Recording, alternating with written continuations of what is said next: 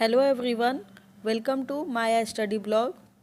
आज के इस वीडियो में हम साइंस का चैप्टर प्रकाश के बारे में समझेंगे।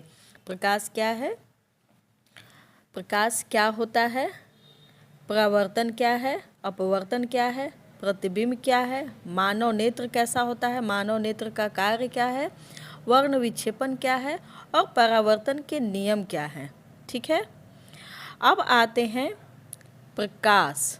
प्रकाश क्या है? वह कारक जिसकी सहायता से किसी वस्तु को देखा जा सकता है वह प्रकाश कहलाता है। ठीक, वह कारक जिसकी सहायता से किसी वस्तु को देखा जा सकता है वह प्रकाश कहलाता है।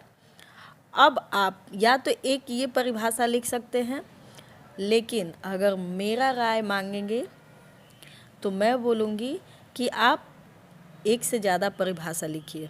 इससे क्या होगा कि आपको उसके बारे में थोड़ा ज़्यादा समझ बढ़ेगी और दूसरा जो टीचर रहेंगे उनको चेक करने में थोड़ा आसानी होगा, थोड़ा वो ज़्यादा प्रभावित होंगे। ठीक है, तो आप दो परिभाषा लिख सकते हैं। प्रकाश वह ऊर्जा है, प्रकाश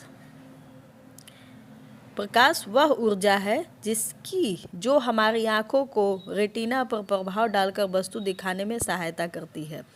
अब हमारी आँखों का बारी आ गया है। आँख कैसा होता है ये हम आगे जानेंगे कि आँख क्या है, आँख कैसा होता है, आँख का कार्य क्या है। ठीक है, बात समझ गए। प्रकाश वह ऊर्जा है जो हमारी आँखों को रेटिना पर प्रभाव डालकर वस्तु को दिखाने में सहायता करती है। ठीक है, अब आते हैं प्रकाश का स्रोत क्या है। प्रकाश का स्रोत क्या है? प्रकाश के दो स्रोत होते हैं, पहला प्राकृतिक, दूसरा कृत्रिम। प्राकृतिक मतलब आप समझ रहे होंगे, प्राकृतिक मतलब जो स्वयं प्रकृति द्वारा हमें मिलती है उसे प्राकृतिक कहते हैं, और कृत्रिम में मानव द्वारा निर्मित वस्तु या पदार्थ या कोई भी चीज़ जो मानव स्वयं बनाता है उसे कृत्रिम कहते हैं। प्राकृतिक में सूर्य और तारे आएंगे, और कृत्रिम का एग्जाम्पल है मोमबत्ती, बल्ब, टॉर्च, मोबाइल का जो लाइट रहता है वैसा लाइट, इलेक्ट्रिक बल्ब, ये सब कृत्रिम में आएंगे। अब है किरण पुंज। किरण पुंज क्या है? प्रकाश की किरणों के समूह को प्रकाश का किरण पुंज कहते हैं।